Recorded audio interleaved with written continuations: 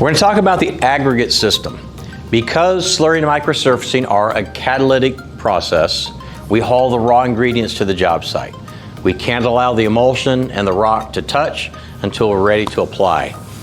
With slurry, we've got 180 seconds of mix time. With microsurfacing, we've got 120 seconds of mix time. Unlike something like a cement where the materials can be made at a plant, and as long as you keep them moving, they stay viable. Slurry and micro are not that way. When my aggregate and emulsions touch, they are designed to react and to give us the fast return to traffic time. So we have to haul the raw ingredients. We've got the 800 gallons of emulsion and water, 800 gallons of water, and we have the 12 cubic yards of aggregate. The aggregate system, the hopper is designed, the steel for the sides, the grain of the steel is lined for the flow of the aggregate. A lot of effort's been put in to get longevity out of the material, out of the tanks, the structure. The steel is an ASTM 572, designed to last and give us longevity. The beauty of the RoadSaver is truly under the skin. Cost of ownership.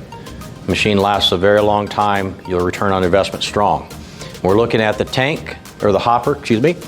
You'll see that the conveyor system that feeds the aggregate to the back of the machine is a reverse gradient conveyor system.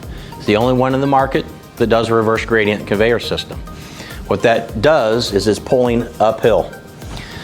At the back of the machine, we have a gate.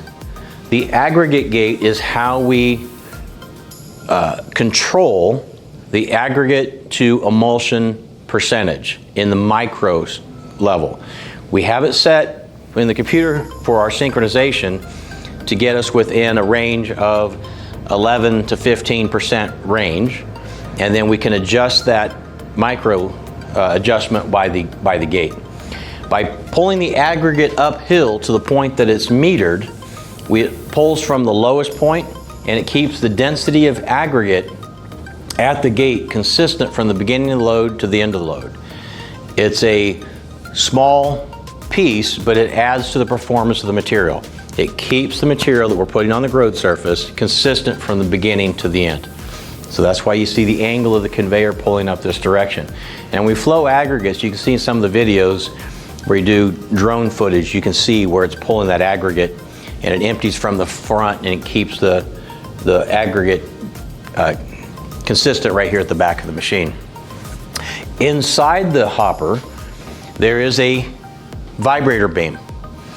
It's a hanging vibrator beam. It is not physically mounted to the structure. If you physically mount a vibrator of that strength to a hard structure, over time it causes structural failure. It'll cause cracks and breaks to the welds in the structure of the machine. By the hanging vibrator, we'll get videos of that later. When you look in there, there's chains, it's hanging.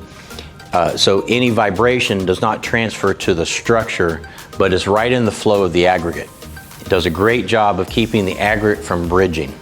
If my aggregate is perfectly dry, it flows well, but if I have any moisture, it'll start to bridge. If I start pulling the aggregate out from underneath, it'll create this bridge, and a hollow spot will end up with an improper mix because we don't have the aggregates. The vibrator runs automatically, so it keeps that happening.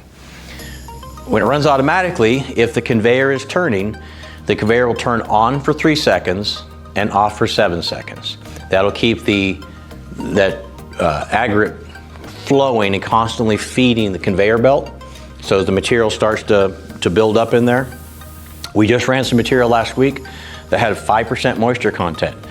That's pretty high. That's a lot of moisture content. Bridging is, the higher the moisture, the greater the bridging issue. Works perfect. It keeps that material constantly feeding the conveyor belt so that we have an even, consistent flow of material going into our pug mill. The gate on the back of this is adjustable easily by this handle. You can see right here. We can adjust that gate up or down.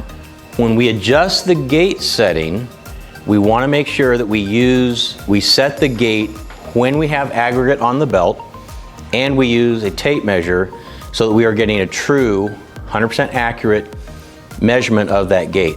A small change in that will change the amount of emulsion percentage that we're putting into the mix.